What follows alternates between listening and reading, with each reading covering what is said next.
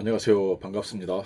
지금 비상계엄 이후에 제가 간단하게 비상계엄에 관한 정치 상황들에 대해서 얘기를 했는데, 그래도 오늘 아침에는 그나마 그동안 제가 쭉 얘기해왔던 그런 내용들에 대해서 그런 견해를 밝히신 김경수 전 지사의 말을 들으면서, 아, 그래도 저와 좀 뜻이 통하는 사람이 있구나 하는 것을 느끼면서 기분이 많이 좋아졌습니다.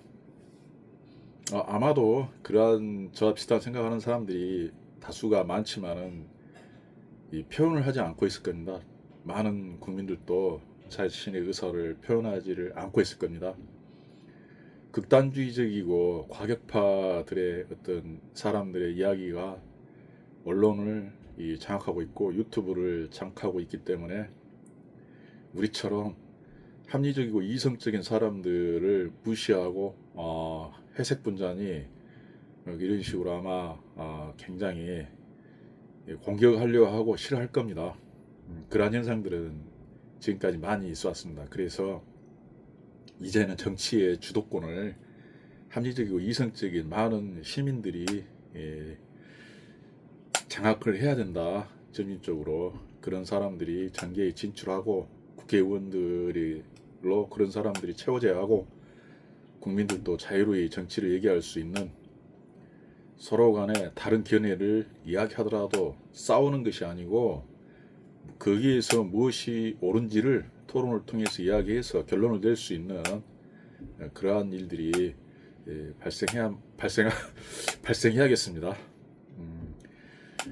참 저도 제가 사는 지역이 광주 지역이라서 직접적으로 이 광주 지역의 어떤 극단주의, 민주당의 극단주의 프레임 속의 사람들이 생각을 하다 보니까, 저는 저의 생각을 얘기했을 때 공격을 많이 당했었습니다. 이게 그것도 마찬가지입니다. 집단주의, 전체주의의 포퓰리즘의 일종이라고 그랬죠. 개인들은 절대 그렇게 하지는 못할지라도 이런 지역 사회에 어떤 프레임에 많은 사람들이 갇혀 있다 보니까 그것과 다른 생각을 하게 되면 광분을 하고 공격성을 드러내는 것입니다. 이게 그렇지 않고 1대1로 있었으면은 그렇게 했었겠습니까? 그런 선제 조건, 포퓰리즘, 전체주의에 빠져 있지 않았더라면 그러지 않았을 겁니다. 이게 물론 이제 그런 과정 속에서도 제가 상당히 좀 어려움에 빠져 있는 그런 상황도 크게 기여를 했을 겁니다.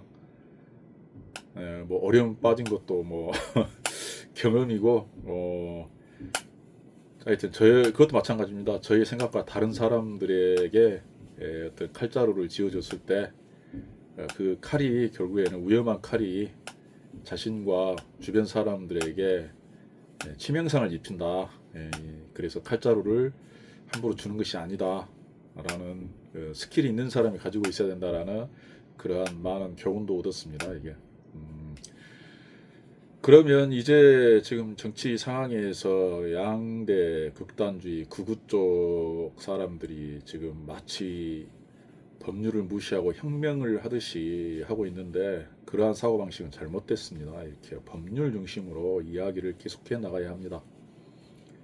비상사태를 하지만은 결코 이 법치주의 사회에서는 그런 일이 있어서도 안 됩니다.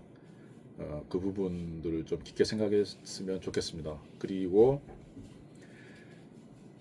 선거관리위원회의 부정이 과거에는 음모였지만은 이제는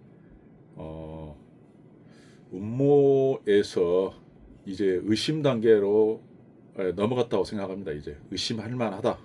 그래서 조사를 해야 된다. 이러한 단계. 그리고 저는 민주당 같은 경우도 분명히 선거의 부정이 의심이 되면은 반드시 선거관리위원회에 그러한 의심이 갈 만한 부분들을 조사를 해서 문제를 해결해야만이 맞는데, 무조건 음모로 몰고 가는 것 자체가 그것이 굉장히 잘못되어 있다는 생각이 듭니다. 이게 그리고 또한 보면은 그 법치주의에 가장 중요한 핵심은 수사기관하고 두 번째는 사법기관, 법원이라고 했지 않습니까? 법원과 헌법재판소라고 했지 않습니까?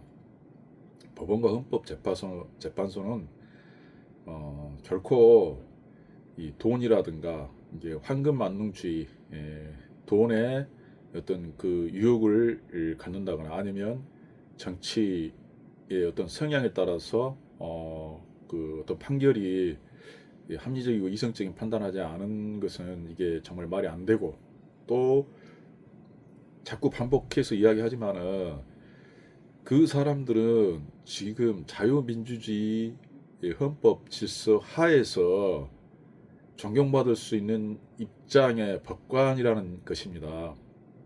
그런 법관들이 자유민주주의 헌법 질서를 부정하면서 사회주의, 전체주의, 포퓰리즘의 이런 그러한 어떤 이 법질서를 추구했을 경우에는 그런 사람들은 정말 사퇴해야 됩니다. 사퇴할 뿐만 아니라 지금 뭐 공작정치 사회가 아니지만은 법률적으로 그러한 편향적인 사람들, 조직 생활을 하는 어떤 사람 중심과 조직 우위로 법률을 형해화하려는 사회주의 체계를 추종하는 이 법관들은 정말 물러나야 되고, 그 사람들을 선별해서 물러나게 하는 법률안을 만들어야 되는 입장일 텐데, 언론과 정치 세력과 관료 세력이 이렇게 굉장히 사회주의 체제를 선호하는 경향이 있습니다. 이게 운동권 세대들을 비롯하여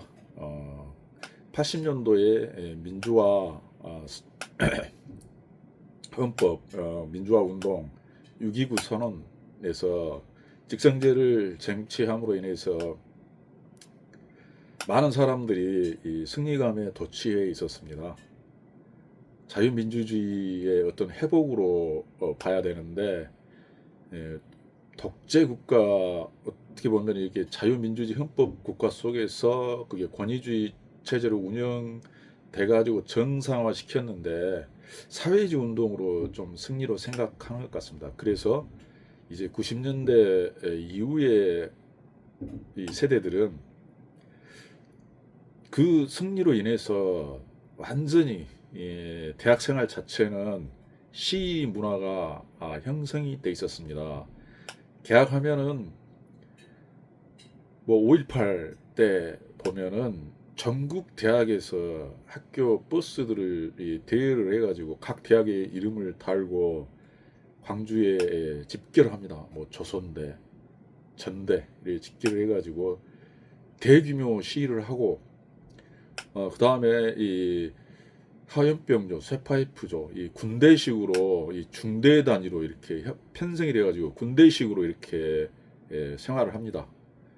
구보부터 시작해서 모든 걸 언어부터 시작해서 하여튼 그러한 이 시위 문화 속에 살다 보니까 그 사람들은 자신도 모르게 뜻하지 않게 자유민주주의 헌법이 아닌 사회주의, 전체주의, 포퓰리즘의 헌법에 빠져 있다는 생각이 듭니다. 그래서 결국에는 그러한 80년대, 90년대 이 사람들이 정관계 사회에 언론계에 진출하여서 장악을 하다 보니까 재판도 약간 그런 것 같습니다. 헌법재판소도 그렇고, 그래서 이 사회가 대립과 갈등, 대화 타협이 아닌 상대방을 처단하고 쫓아내는 것, 이런 사고방식을 가지고 살다 보니까 이러한 비상계엄이라는 이러한 사태가 일어날 것 같습니다. 이제는 그거를 해결해야 할 때가 될 것 같습니다. 그래서 이 부분들, 왜 우리 사회가 이렇게 갈등과 분열, 사회주의와 전체주의, 포퓰리즘이 유행하게 됐는가? 그 연유는 80년대, 90년대의 세대들의 어떤 운동권 세대, 6.29 선언의 승리, 그 이후로 한 약 10년간의 대학에서 그 승리감이 도취되어 있어서 시위가 하나의 문화로 자리 잡았던 그러한 시대상이 지금 반영될 수밖에 없다. 그래서 결국에는 이제 50대들이 퇴출하고 40대, 50대, 40대들이 이 사회에서 물러나고 30대 이 사람들이 이 위로 결국에는 이 장악을 했을 때 세상에서 언론과 이쪽으로 중추적인 역할을 할 때가 되면은 이제 자유민주주의가 정착이 될 것이다라고 생각합니다.